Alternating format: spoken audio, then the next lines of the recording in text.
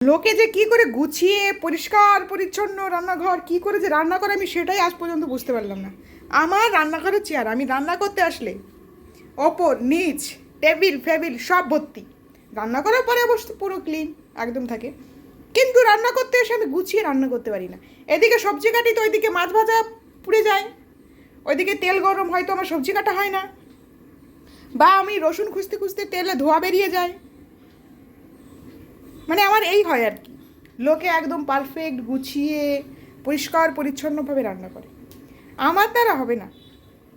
এই দুঃখের কথা আর কার কাছে শেয়ার করব। আম ফুরিয়ে গেছে বহুত দিন হয়ে গেছে, আম ফুরিয়ে গেছে, মানে আর আম সচরাচর পাওয়া যায় না আর কি।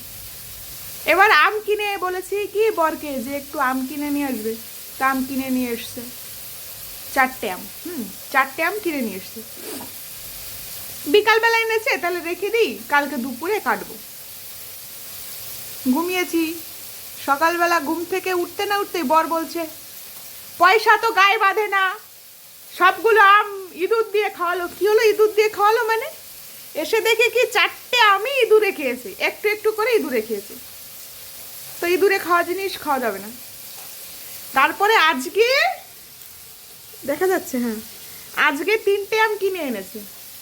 আজকে আর আমি ভুল করব না, আজকে এখনই আমটাকে কেটে কৌটায় ভরে ফ্রিজে রাখবো, যখন ইচ্ছা হবে তখন বের করে খাবো।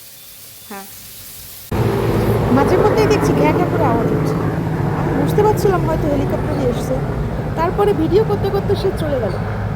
হ্যাঁ, ওই হচ্ছে গঙ্গায় জল হয়েছে, সেই জলটা দেখার জন্য রান্না শুরু করেছিলাম 11টা 10-এ।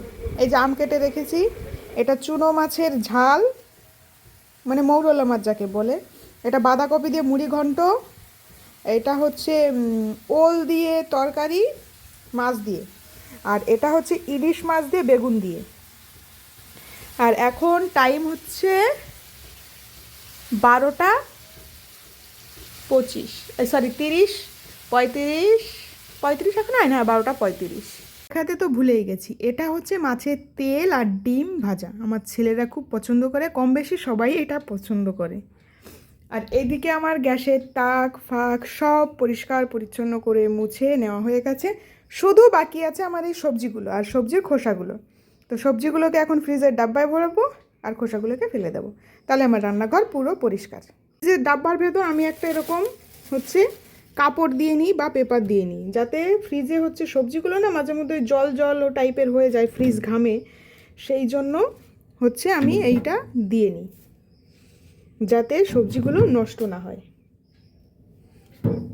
তো সবাই ভাবছো আমার হাতে কি, হাতে হচ্ছে আমি লাগিয়েছি, আমার হাতে হচ্ছে একদম ট্যান পড়ে গেছে, তাই জন্য হচ্ছে চালের গুঁড়ো বেসন আর হচ্ছে শশা কুচি করে কেটে চটকে জল দিয়ে সেটা হচ্ছে লাগিয়েছি।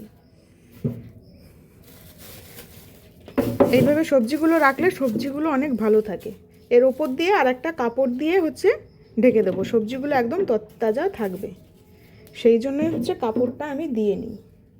তো আজকে রাকেশবাবু টাটকা টাটকা সবজি এনেছে, রান্নাও করেছি, আর কিছু থেকে গেছে।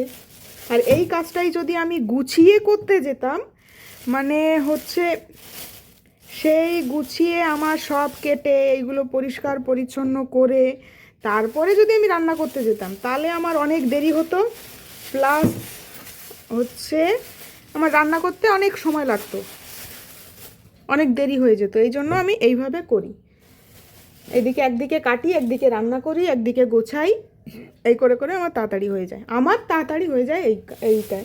এবার কার কেমন সুবিধা সে সেমনভাবে করবে, আমার এইটাই সুবিধা হয়, তা আমি এটাই করি। এই যে সবজি গোছানো হয়ে গেছে, আর এটাকে গাটি কচুটাকে বাইরে রাখবো, ব্যাস হয়ে গেল।